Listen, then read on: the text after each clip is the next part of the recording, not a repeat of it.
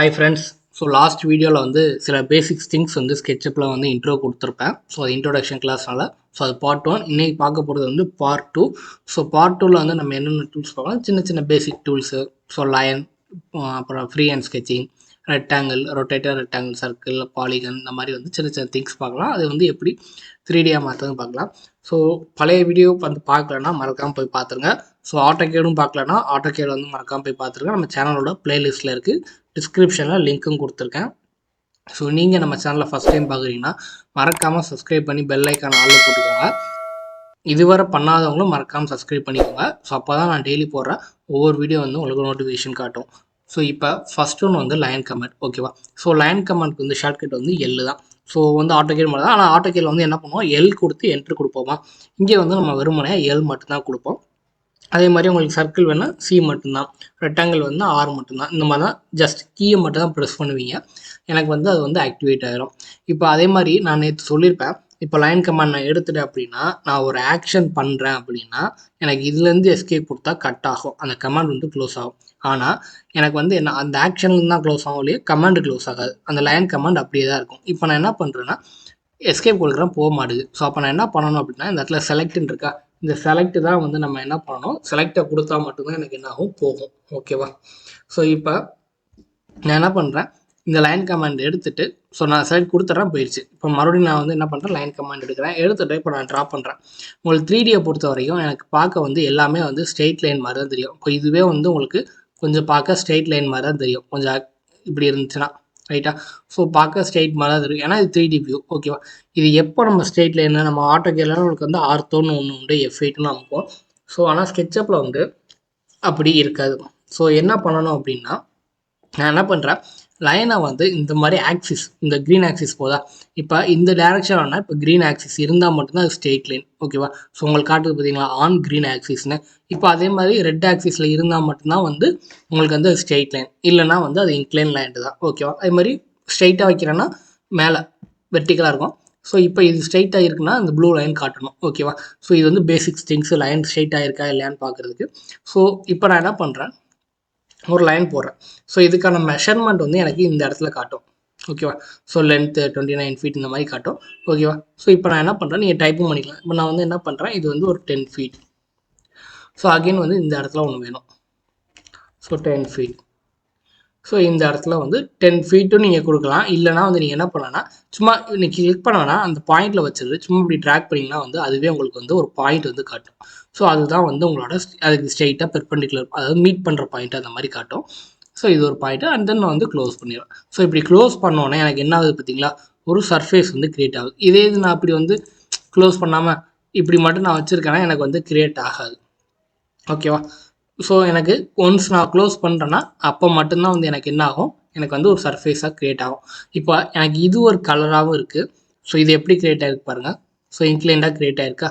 So இந்த மாதிரி வந்து க்ரியேட் ஆகிறதுனால என்ன சொல்கிறேன், நம்ம வந்து கரெக்டாக அந்த ஆக்சிஸ் வச்சு வரையணும். நான் வரைஞ்சது எல்லாமே சும்மா இப்படி தான் வரைஞ்சேன், ரைட்டா?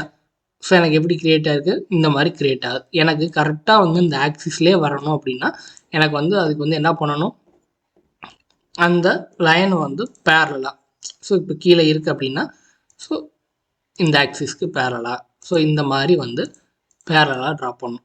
ஸோ இப்போ எப்படி இருக்குது பாருங்களேன், கீழே சர்ஃபேஸில் இருக்கா, இது ரெண்டு எனக்கு எங்கே இருக்குதுன்னு பாருங்கள். ஸோ இந்த மாதிரி க்ரியேட் ஆகும். ஸோ இதுலேயும் வந்து நம்மளுக்கு Ctrl+Z Ctrl+Yயும் ஒர்க் ஆகும். ஓகேவா? அண்டு ரீடு வந்து ஒர்க் ஆகும். இப்போ நான் இதை வந்து எரேஸ் பண்ணணும் அப்படின்னா நான் என்ன பண்ணேன், எரேஸ் கமாண்ட் எடுத்துக்கலாம். இப்போ இதை நான் டெலிட் பண்ண முடியும். இப்போ நான் இதை கிளிக் பண்ணி நான் டெலிட் பண்ணுறேன் அப்படின்னா எனக்கு இந்த ஒரு இது மட்டும் தான் டெலிட் ஆகும், ரைட்டா? ஸோ இப்போ இதே இது எனக்கு மொத்தமாக வந்து டெலிட் ஆகணும் அப்படின்னா நீங்கள் வந்து எரேஸ் கமாண்ட் கூட எடுத்துக்கலாம். நான் செலெக்ஷன் மெத்தட் நான் சொல்கிறேன். எரேஸ் கமாண்ட் எப்படி எடுத்து சும்மா அந்த இப்படி ட்ராக் பண்ணிங்கன்னா எனக்கு எல்லாமே செலக்ட் ஆகும். ஓகேவா? ஸோ இந்த கார்னர்ஸ் வந்து செலக்ட் பண்ணிக்கலாம். இப்போ இதே இதை நான் இந்த ஒரு கார்னர் மட்டும் இது பண்ணுறேன்னா எனக்கு என்ன ஆகுது, ஒரு ஓப்பன் மட்டும் க்ரியேட் ஆகுது, ரைட்டா? ஸோ எனக்கு இப்போ எதுவுமே வேணும். இப்போ நான் ஒரு ரெக்டாங்கிள் வந்து க்ரியேட் பண்ணிட்டேன் லைனை வச்சு. ஓகேவா? So okay. ஸோ இப்போ அடுத்து வந்து free hand sketch. So free hand ஸ்கெட்சில் வந்து நான் இதை எப்படி 3D மாதிரி தான் சொல்லுவேன். அடுத்து free hand sketch. So free hand ஸ்கெட்சில் வந்து பெயிண்ட்லாம் சின்ன வயசில் யூஸ் பண்ணிப்பீங்களா? ஸோ வந்து எப்படி வந்து ஒரு இது வந்து வரைகிறது, ஸோ இந்த மாதிரிலாம் வந்து உங்களுக்கு என்ன வேணுமோ அதை வந்து ஃப்ரீ ஹேண்ட் ஸ்கெட்சாக நீங்கள் வரைஞ்சிக்கலாம். ஸோ வரைஞ்சிட்டு அது வந்து ஒரு ஷேப்பாகவே நீங்கள் வந்து க்ரியேட் பண்ணலாம். இப்போ லைக் வந்து இப்போ எனக்கு வந்து ஒரு ஆர்ச் இருக்குன்னா ஸோ இந்த ஆர்ச்சில் வந்து எனக்கு இப்படி இருக்குது. ஸோ அதே மாதிரி எனக்கு இன்னொரு ஆர்ச் வேணும் அப்படின்னா ஸோ ஃப்ரீ ஹேண்ட் ஸ்கெட்ச் பண்ணும்போது கொஞ்சம் பார்த்து பண்ணுங்கள், அது கொஞ்சம் ரொம்ப இதாக இருக்கும், சென்சிட்டிவிட்டியாக இருக்கும். ஸோ இந்த மாதிரி இது ஆர்ச் கிடையாது, சும்மா ஒரு மாடலுக்காக நான் சும்மா வரைஞ்சேன். ஸோ இந்த மாதிரி வந்து நம்மளுக்கு எப்படி வேணுமோ உங்களுக்கு ஷேப்பு அதை வந்து நீங்கள் வரைஞ்சிக்கலாம். ஓகேவா? அடுத்து வந்து ரெக்டாங்கிள். ஸோ ரெக்டாங்கிள் வந்து நான் எப்பயும் உங்களுக்கு கிளிக் பண்ணி நான் ட்ராக் பண்ணுறேன். இப்போ வந்து எனக்கு என்ன ஆகுது, நான் கிளிக் பண்ணி ட்ராக் பண்ணுறேன், எனக்கு வந்து இந்த மாதிரி வந்துருச்சு. ஓகேவா? ஸோ இப்போ நான் என்ன பண்ணுறேன், இதில் வந்து நான் 10 ஃபீட் கிராஸ் 10 ஃபீட்டோ ஒரு 10 கொடுத்துட்டு 10 ஃபீட் கொடுத்துட்டு நம்ம வந்து ஆட்டோகேடில் என்ன பண்ணுவோம், கமா கொடுப்போம், டேப் கொடுப்போம். இங்கே வந்து கமா கொடுக்கணும். ஓகேவா? கமா கொடுத்ததுக்கப்புறம் கீழே வந்து ரைட் சைடு பார்த்துக்கோங்க, பாட்டமில் கமா வருதுன்னா அப்புறம் again 10 feet. So length breadth வந்து நான் அசைன் பண்ணுறேன் அப்படின்னு வந்து அர்த்தம். ஓகேவா? ஸோ இந்த மாதிரி நான் பண்ணிட்டேன். இப்போ நான் என்ன பண்ணுறேன், இதே ரெக்டாங்கிளில் எனக்கு வந்து இப்போது ஸ்ட்ரைட்டாக வேணும். ஸோ இப்போ வந்து எனக்கு வந்து என்ன ஆகுது, கீழே வந்து பார்த்து வருது ரைட்டா. இப்போ வெர்டிக்கலாக வேணும் அப்படின்னா நான் என்ன பண்ணுறேன்னா, என்னோடய 4 கீஸ் இருக்குல்ல, அப் அண்ட் டவுன் கீஸ் இருக்குல்ல, 4 கீஸ் அப்பு ரைட்டு லெஃப்ட்டு ரைட் டவுன் இருக்குல்ல, ஸோ அந்த கீஸை வந்து நான் கிளிக் பண்ணுறேன். ஸோ அப்படி நான் கிளிக் பண்ணும்போது எனக்கு வந்து அதோட ஆக்சிஸ் வந்து சேஞ்ச் ஆகிடும். ஓகேவா? ஸோ இப்படி சேஞ்ச் ஆகும்போது நான் என்ன பண்ணுறேன், ஸோ இந்த மாதிரி நான் ட்ரா பண்ணிடுறேன். ஓகேவா? ஸோ இப்போ பாருங்கள், எனக்கு வந்து ரெக்டாங்கிள் வந்து வெர்டிகலாக இருக்கும். ஓகேவா? ஸோ நீங்கள் இதை வந்து நீங்கள் வியூ வச்சு கூட ஃப்ரண்ட் வியூவில் வச்சு கூட இப்படி ட்ரா பண்ணலாம், தப்பு கிடையாது.